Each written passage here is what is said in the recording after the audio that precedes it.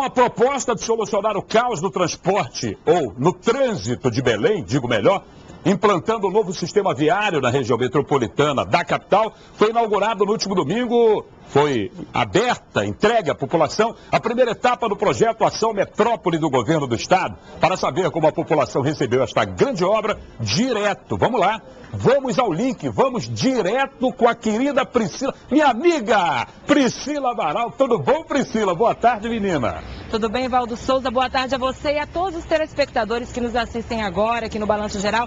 Bom, como você vê, eu falo direto aqui do Complexo Viário, que é a grande obra do Governo do Estado de transporte público do Pará e de Belém. Estamos aqui falando do Complexo Viário da Júlio César, que acabou com aquele sinal, com aquele semáforo de 4 tempos que a gente lembra, e integrou aqui as avenidas Júlio César e Pedro Álvares Cabral. Vou caminhar um pouquinho por aqui só para vocês terem uma visão. Aqui está o elevado, como você disse, que foi construído, que foi inaugurado no último domingo. E a gente conversa agora com Paulo Ribeiro, que é o coordenador de planejamento do projeto Ação Metrópole. Muito boa tarde, Paulo. Boa tarde, Priscila. Boa tarde, Valdo. Boa tarde, doutor Paulo. Então, Valdo, a gente viu que a obra está pronta, ela foi entregue, o trânsito está fluindo aqui. Agora, há algumas considerações a serem feitas, Paulo. Por exemplo, no que diz respeito à acessibilidade de pedestres e ciclistas por aqui. A gente viu que tem uma ciclovia, principalmente também na Pedro Álvares Cabral, só que essa ciclovia, ela não é protegida. E a gente sabe que falta um certo tipo de educação do motorista, do condutor, e muitas pessoas estacionam em cima da área da ciclovia. Seria só uma ciclofaixa, Priscila? Você está se referindo à ciclovia antes de chegar ao elevado. Essa obra não é do Governo do Estado, eu não poderia responder nada. E não há uma integração entre município e Governo do Estado para essa proposta? A integração há, tanto é que no trecho em que nós fizemos o elevado, nós fizemos a continuação da ciclovia. Agora, a execução da ciclovia por parte da Prefeitura é algo que tem que ser respondido por alguém da Prefeitura, eu não poderia responder sobre isso. Agora, aqui nessa área, Pedro, a gente sabe que houve uma mudança, por exemplo, nas paradas de ônibus, né? A gente olha logo dali que a pessoa agora, que a parada que ficava próxima a um centro aqui de entretenimento, ela caminha, atravessa toda essa área para pegar o ônibus lá. Isso não é um incômodo, não é um contratempo aí para o passageiro? Veja bem, quando nós estabelecemos um sistema binário, que você tem anteriormente uma via com 2 mãos e passa a ter cada via com um sentido único, naturalmente as linhas passam a fazer esse sentido único. Da mesma maneira como as pessoas que vão aqui para trás do Casota têm que se deslocar um pouco mais para pegar o ônibus na Senador Lemos, as pessoas que anteriormente iam para o lado da Senador Lemos tinham que se deslocar um pouco mais para aquele lado, porque o ônibus parava na Pedro Álvares Cabral. Então, nesse sentido, houve uma compensação. Tem pessoas que agora estão se deslocando mais e pessoas que agora estão se deslocando menos. Nós estamos agora executando a última fase aqui, que são as passarelas que vão fazer essa ligação, passando sobre a Pedro Álvares Cabral, tanto naquele movimento que vem da Júlio César em direção ao centro, quanto do pessoal que vem do entroncamento em direção ao centro.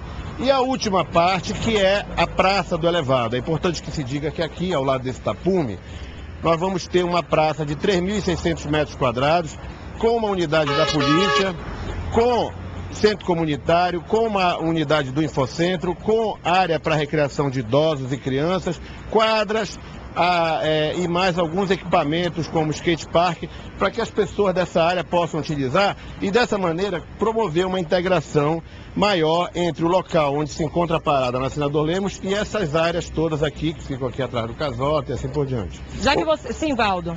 Paulo, as pessoas que já usaram e que estão usando essa obra, nesse primeiro momento, elas estão experimentando sentimentos e reações diferentes. Há quem, por exemplo, diga-se muito feliz com a otimização do tempo. Gente que saía, por exemplo, do Mendara para Perimetral, que consumia cerca de 40, 50 minutos e que agora está consumindo, nesse trajeto, 12 minutos. Mas há ciclistas, há transeuntes, há usuários de ônibus que também estão reclamando. Quando é que a gente vai ter? Vai demorar muito para que haja uma satisfação geral, não? Olha, Valdo, eu considero que se você fosse fazer uma pesquisa hoje, pelo que nós temos, pelos indicativos que nós temos, esse grau de insatisfação não chega a 5%. O que acontece quando você estabelece um conjunto como esse e que visa solucionar um problema de circulação viária? Há que haver uma acomodação no que se refere à questão da circulação do pedestre. Eu acho que hoje o principal problema para a circulação do pedestre é a questão das passarelas, que estavam condicionadas a outras questões, como o próprio fechamento da rotatória, né, e outras questões como esse parque que nós estamos fazendo aqui, e, portanto, elas não puderam ficar prontas antes, mas nós já estamos implantando. Se você for ver ali na Pedro Álvares Cabral, já estamos fazendo a fundação, e acredito que dentro de um mês e pouco essas passarelas estarão prontas. Então, a própria mudança da circulação, o estabelecimento do sistema binário, faz com que as pessoas tenham, como eu falei anteriormente, algum público vai ter que andar um pouco mais. Mas você não tem como fazer uma intervenção dessa natureza e achar que 100% das pessoas não vão achar que vão estar andando mais ou vão ter que fazer algum percurso que anteriormente não fazia. É importante que se diga que quando você elimina um semáforo que estabelece um tempo para que as pessoas possam atravessar de uma forma mais livre e cria um conjunto viário e que você acaba com esse tipo de retenção, você, de qualquer maneira, vai ter que modificar os percursos daquelas pessoas que antigamente utilizavam semáforo. Adalcido Isso Jurandir, que está acontecendo. Adalcido Jurandir e Arthur Bernardes serão as próximas etapas do projeto. Qual é a estimativa para a entrega dessas duas obras? Nós estamos com um cronograma para entregar até final de agosto essas duas obras e eu queria destacar aí a questão da Adalcido Jurandir, que é o prolongamento da Independência, que ela vai ainda elevar mais a importância desse conjunto, porque imagine vocês quando nós estivermos com a Independência pronta, com três faixas por sentido, 2 pistas, ciclovia, calçada, e que as pessoas que vêm hoje da Augusto Montenegro e lá da região de Ananindeua, da Cidade Nova, do Curuçambá, possam vir direto ao centro, sem passar pelo entroncamento, né? pelo Almirante Barroso, por São Brás. Valdo, só lembrando que o projeto ele tem 2 etapas, não é isso, Paulo? Essa primeira etapa, que já foi entregue, no caso, o elevado a Júlio César, também inclui o prolongamento da Avenida Independência, também inclui a revitalização da Arthur Bernardes, fora a questão do parque. E o Paulo usou aqui uma palavra muito importante, Valdo, que eu considero palavra-chave, quando ele fala em integração. Sabe por quê? Eu vou te fazer algumas considerações. Porque quando a gente pensa em uma proposta de transporte público para a cidade, é muito mais do que uma mudança, uma questão viária. Porque até a década de 90, as políticas públicas do país via o transporte viário como uma questão de infraestrutura. Mas a partir da década de 90, tudo isso mudou. Tanto é que em 2001 foi criado o Estatuto das Cidades, justamente com uma proposta para trazer cidades com mais de 500 mil habitantes, uma proposta integrada de transporte. E isso está na segunda etapa, não é verdade, Paulo? Como é que é essa proposta de transporte integrado? Na verdade, a nossa meta principal na nossa metrópole é implantar o sistema integrado de transporte na região metropolitana de Belém, fazendo basicamente com que nós possamos melhorar o atendimento do sistema de ônibus na periferia, que é extremamente precário, sem ter que aumentar o número de ônibus no centro.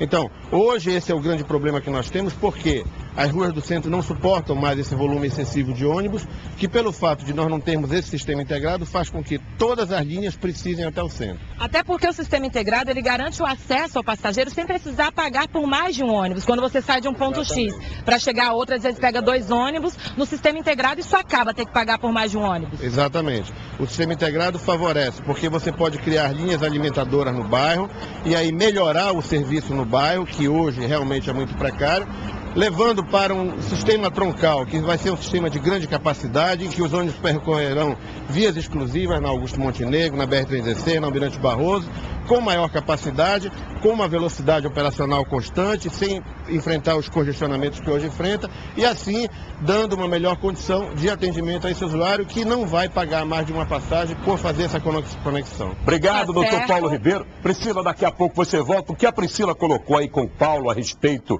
dessa necessidade para cidades com mais de 500 mil habitantes de um transporte alternativo é verdadeiro. Inclusive lá em Goiânia estão reclamando um metrô de superfície. A JICA, que é a instituição japonesa que empresta apoio para o projeto Ação Metrópole, ela priorizou o Ação Metrópole em detrimento ao metrô de superfície, porque sairia mais caro para os cofres públicos do Estado. Por isso é que está sendo realizado o Ação Metrópole do jeito que ele foi concebido, não é? Agora, só para fechar, Eliana, essa coisa dessa instituição japonesa, a JICA, é uma coisa que demanda 20 anos, remete a 20 anos. Será que porque os caras falam japonês e ninguém entendeu aqui, só agora é que entenderam, pegaram o idioma?